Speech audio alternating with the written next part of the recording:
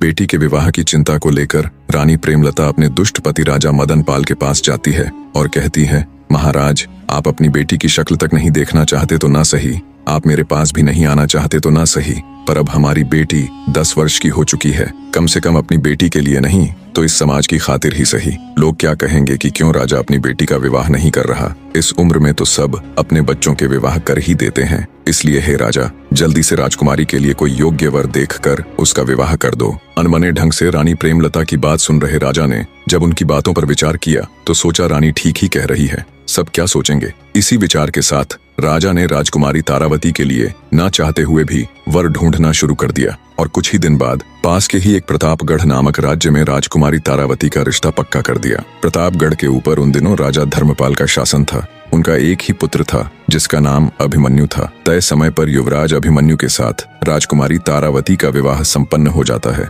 ऐसे ही समय बीतता गया। राजकुमारी तारा अब 18 वर्ष की हो चुकी थी। वो अब पहले से भी कहीं अधिक सुंदर हो गई थी। राजकुमारी तारा को भगवान ने जितना सुंदर रूप दिया था वैसी ही उसकी बुद्धि भी थी। राजकुमारी तारावती का गोना जाने यानी ससुराल में रहने जाने का समय भी निकट आ गया था। जैसे जैसे राजकुमारी के ससुराल जाने का दिन नजदीक आ रहा था वैसे वैसे रानी प्रेमलता का स्वास्थ्य भी गिरता जा रहा था। जब रानी प्रेमलता को लगा कि वो अब नहीं बच पाएंगी और शायद बेटी के विदा होने से पहले ही वो इस दुनिया को अलविदा कह देंगी, तो रानी प्रेमलता राजा के पास जाती है और आंखों में अश्रु लिए राजा से विनती करती है, महाराज, मैं अच्छे से जानती हूँ कि आप हमारी पुत्री से नफरत करते हैं। आपने बचपन से लेकर आज तक उसे एक नजर देखना भी पसंद नहीं किया, लेकिन अब मुझे नहीं लगता मैं ज्यादा दिनों तक जीवित रहूंगी। इसलिए हे महाराज, मैं अपनी पुत्री की जिम्मेदारी अब आपको सौंप रही हूँ। जब तक उसका गोना नहीं हो जाता, जब तक वो अपनी ससुराल विदा नहीं हो जाती, तब तक आपको ही राजकुमारी का ध्यान रखना होगा और बड़ी धूमधाम से उसका गोना कर हमारी बेटी को विदा कीजिएगा महाराज। बस आपसे हाथ जोड़कर